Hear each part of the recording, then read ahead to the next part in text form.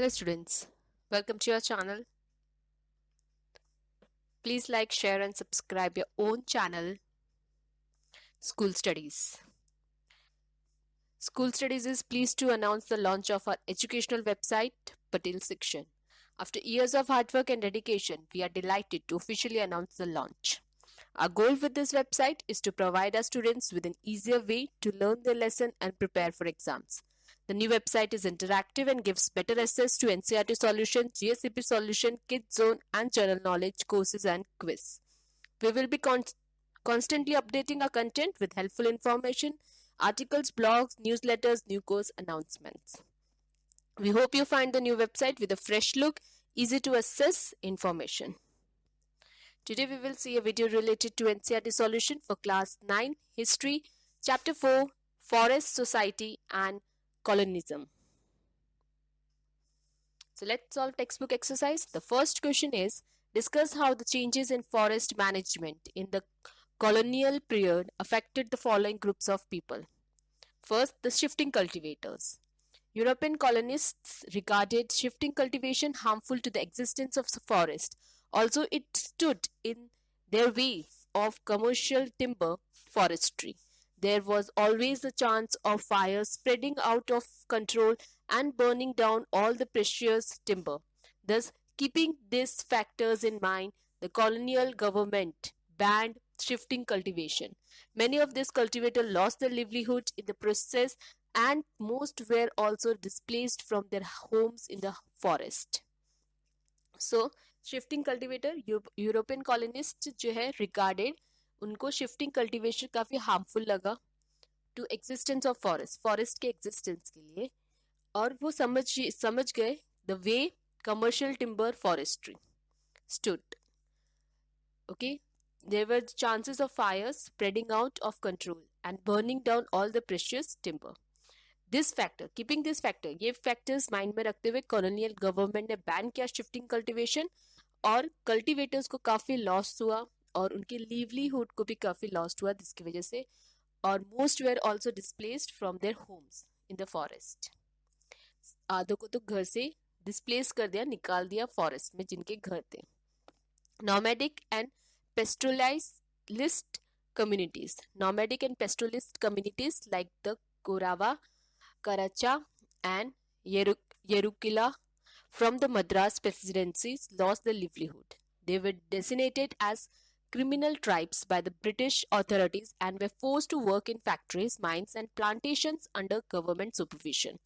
Okay, nomadic and pastoralist communities जैसे कोरावा, कराचा and येरुकुला, ये मद्रास प्रेसिडेंसी से उन्हें अपनी लिवलीहुड खो दी. क्रिमिनल ट्राइब्स जो है डेसिनेट किया गया as a criminal tribe by the British authorities और फोर्स किया गया to work in factories, mines and plantation under the government supervision. Firms trading in timber forest produces. The British gave European timber trading firm the sole right to trade in forest products in particular areas. Gazing and hunting by the local population were restricted by law. Britishers ने European timber को एक trading firm दिया ताकि वो trade कर सके forest products के अंदर पर्टिकुलर एरियाज में, और गेजिंग और हंटिंग जैसी चीजें जो है रिस्ट्रिक्टेड की by the law. Plantation owners, vast trust of plant natural forests were cleared to make way for tea, coffee and rubber plantation in order to fulfill the demand for these commodities in Europe. Plantation owners, who were overwhelmingly Europeans, were given land at a cheap rate. They were enclosed and cleared of forest and plated with tea or coffee. Okay, so natural forest जो है उसको clear किया गया for T, coffee, rubber plantation. काफी demand में था ये commodities Europe के अंदर. प्लांटेशन ओनर्स जो कि मोस्टली यूरोपियंस थे, उनको लैंड दिया गया चीप रेट में, और फॉरेस्ट को क्लियर किया गया ताकि वहां पे टी और कॉफी प्लांट किए जाए. King's British official engaged in hunting. The forest laws deprived forest dwellers their means of livelihood. Before the enactment of this law, the forest dwellers practiced hunting as a means of sustain themselves. After the enactment, they were forbidden for hunting. Hunting instead became a sport where kings and British officials equally hunted big games in big numbers, bringing some of them to very brink of existence. Okay, forest loss बनाए गए ताकि forest ड्यूलर्स जो है उनकी means of livelihood अच्छी हो, और enact किए गए कुछ लॉ, जैसे फॉरेस्ट ड्यूलर्स जो प्रैक्टिस करते थे hunting as a mean of sustain themselves, उसको उसके लिए कुछ लॉज जो है बनाए गए। हंटिंग को फोरबिडन किया गया। हंटिंग इंस्टेड ऑफ हंटिंग वहाँ पे जो है स्पोर्ट्स, जो कि किंग्स और ब्रिटिश ऑफिशियल्स इक्वली हंट, वो बिग गेम्स खेलते थे ह्यूज नंबर्स के अंदर। Second question, what are the similarities between the colonial management of the forest in Bester and in Java? Forest management of Bester in India was under the control of British, while in Java it was under Dutch management. Just like the British, the Dutch required timber to make slippers for railway tracks. The British and the Dutch colonial authority enacted their own version of the forest laws that gave them total control over the forest and reviving the customary rights of the forest dwellers. Both the Dutch and the British put a ban on shifting cultivation on the ground that they were dangerous to the existence of forest. The villagers of Besters were allowed to stay in the forest on the condition that they provide free labor to the forest department, while in Java, the Dutch exempted those villages from paying taxes when they provided free labor to the forest department. Okay, the forest management जो busters में India में वो under the control of British थे, while जो जावा में थे वो under Dutch management थे। जैसे ब्रिटिश है वैसे डच को जो है टिम्बर चाहिए था for the sleepers railway tracks बनाने के लिए। ब्रिटिश और डच कॉलोनियल अथॉरिटीज जो है उनको एनेक्ट किया गया उनके खुद के वर्जन और फॉरेस्ट लॉस के अंदर। उनको टोटल कंट्रोल था उनका from forest and reviving the customary rights of the forest dwellers. दोनों डच और ब्रिटिश दोनों जो है उन्हें बैन किया shifting cultivation on ground that were dangerous to the existence of forest. जो विलेजर्स थे ब्रेस्टर्स में उनको अलाउ किया गया फॉरेस्ट में रहने को कंडीशन पे ताकि वो फ्री लेबर जो है दे सके फॉरेस्ट डिपार्टमेंट को। वेल जावा द डच ने जो एग्जेम्प्ट किया कुछ विलेजेस फॉर पेइंग टैक्सेस और they were provided free labour to the forest department. Next question, between 1880 and 1920, forests cover in the Indian subcontinent declined by 9.7 million hectares from 108.6 million hectares to 98.9 million hectares. Discuss the role of following factors in this decline. So the railways were an important asset that were essential in maintaining trade through the transport of goods and the domination of the colonies through the transport of troops. Woods were demanded to lay the sleepers of foreign railway track. The sleepers are what held the tracks from breaking apart. For 1 kilometer of railway track, anywhere between 1760 and 2000 sleepers were required.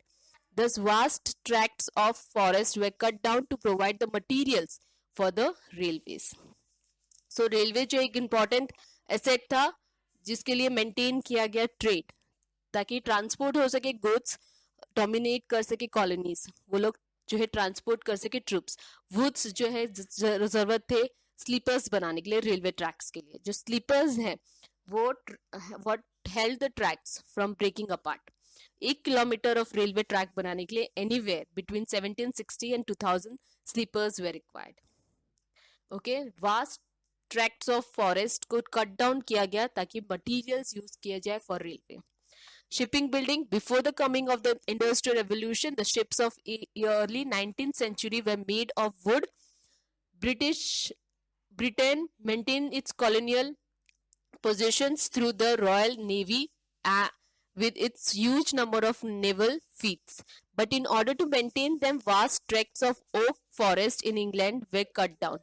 This caused a logistical problem for the Royal Navy as a regular supply of timber was required to build new ships and maintain the old ones.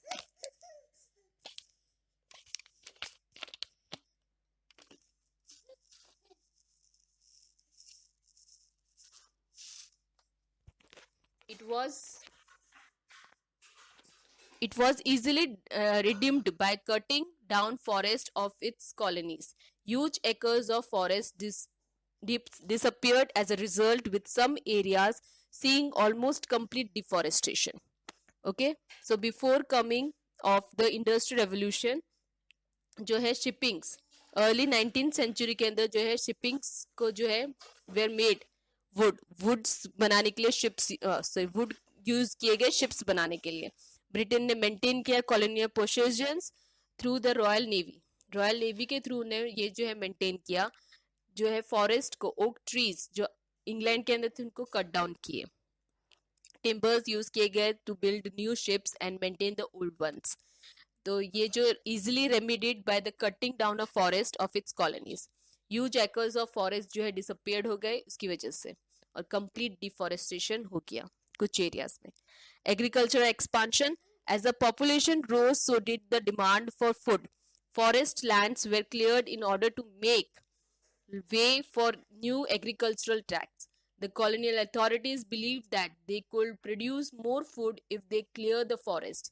In addition, forests were considered unproductive to begin with, so they had little clue in cutting them down in the huge numbers. Agricultural land rose by 6.7 million hectares between 1880 and 1920. It can be safely said that agricultural expansion contributed the most towards deforestation. Next, commercial farming of trees. Forests were diverse not just in fauna but also flora. So when they were cleared to make a way for commercial farming, many species of trees were lost in process, and commercial farming only uses only specific type of forest in commercial farming depending on the types of plantation.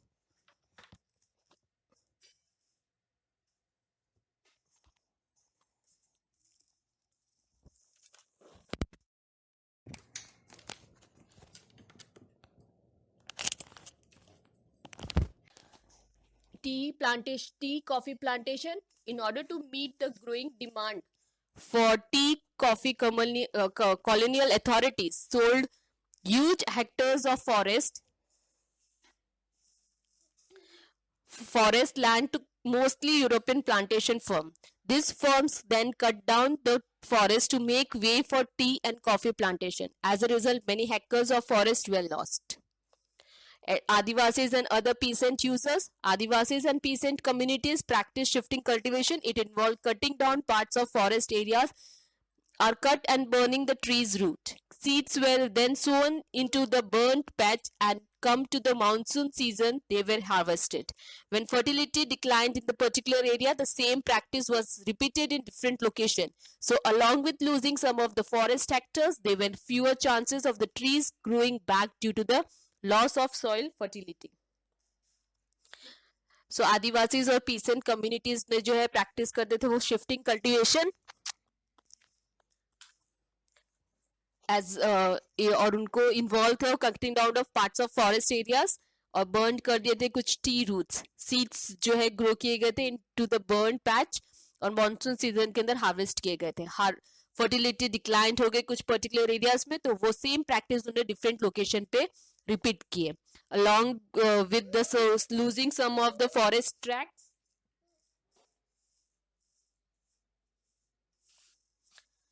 there were fewer chances of the tree growing back due to the loss of soil fertility.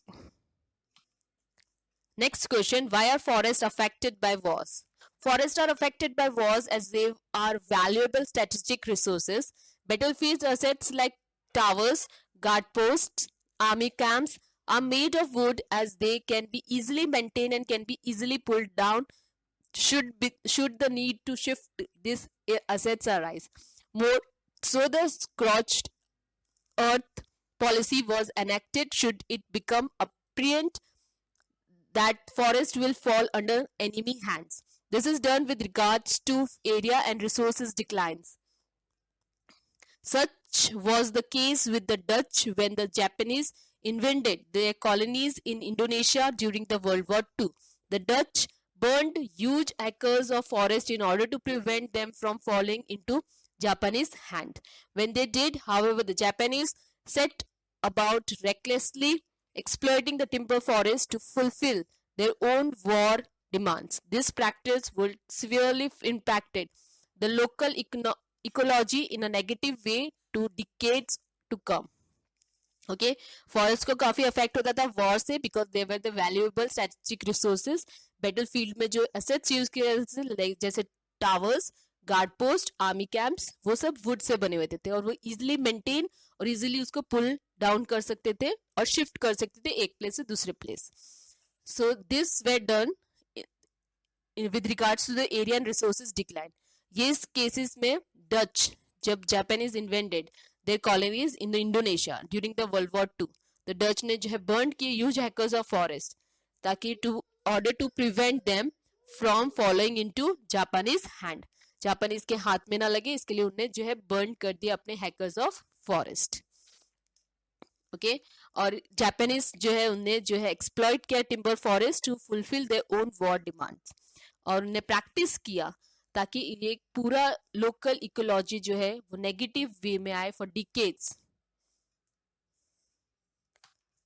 So this was chapter 4 of NCERT Solution for class 9th history. I hope you like my video. Thanks for watching my video. Thank you. Please leave comment, question or doubts in comment section if you have any, or you can drop a mail to us. You will find my email ID at the end of this video. You can also join us on Facebook page, follow us on Instagram, connect us on LinkedIn or tweet us on Twitter. Thanks for watching my video.